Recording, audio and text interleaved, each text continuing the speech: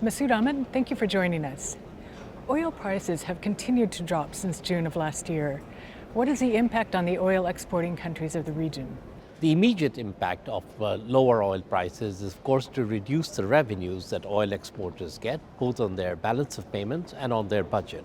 So, the oil exporting countries in the Middle East and North Africa in 2015 are going to have about $300 billion less in terms of their export revenues than we were projecting in October. That's almost a fifth of the size of their economy. So it's a substantial amount. Now, at the same time, many of these countries have large buffers in terms of financial resources that they have built up over a long period when oil prices were relatively higher.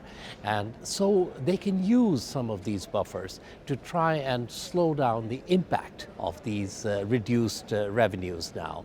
And as a result, during the course of this year, while we expect that their spending plans will become a little bit lower, it will be a gradual process. And so for this year, we are projecting growth for the oil exporting countries as a group of about 3%, which is a little bit better than last year, but still 1 percentage point lower than what we had been anticipating before the oil prices came down. How is the oil price drop impacting the oil importing countries of the region? Well, the oil importing countries, of course, get a little bit of very welcome breathing space from having to pay less for their oil imports.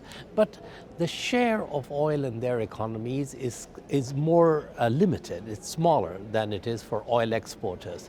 And that, combined with the fact that there are other factors at work in the world right now, a slowing down of Europe, possibly a slowing down of the GCC countries, which is a source of remittances and trade also for the oil importers in the region, means that the net effect in terms of their growth for this year more or less is the same. It comes out as a wash. So our projection for this year for growth in the oil importing countries is just about 4%, which is more or less what we were doing projecting in October. And how should policymakers be responding to the oil price developments?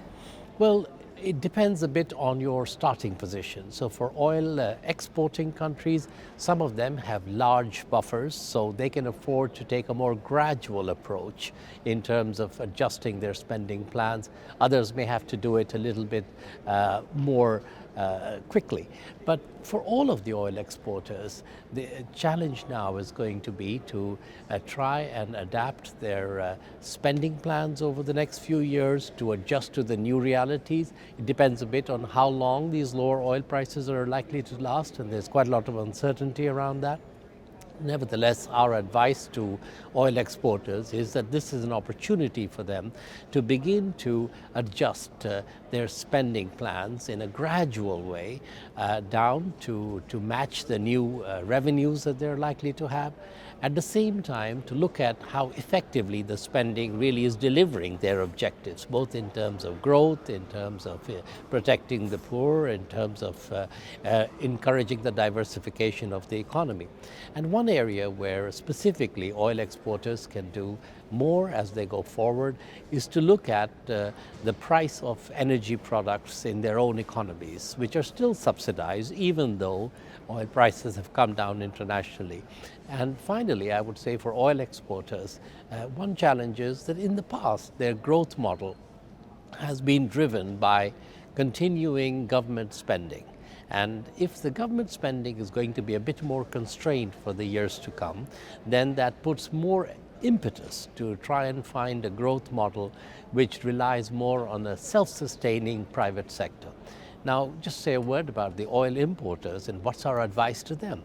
Well, the oil importers, of course, have the opportunity now to use some of the savings that they get from having to pay less for oil, partly to try and strengthen their own resilience, because some of these countries start from a position where their fiscal positions are a little bit strained, so this is a good opportunity to try and build some more buffers.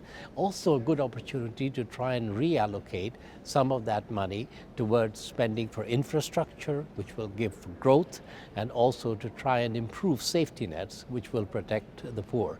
But again, the advice for them also depends country by country on the place from which each country is starting. Mr. Ahmed, thank you very much for being with us. Thank you.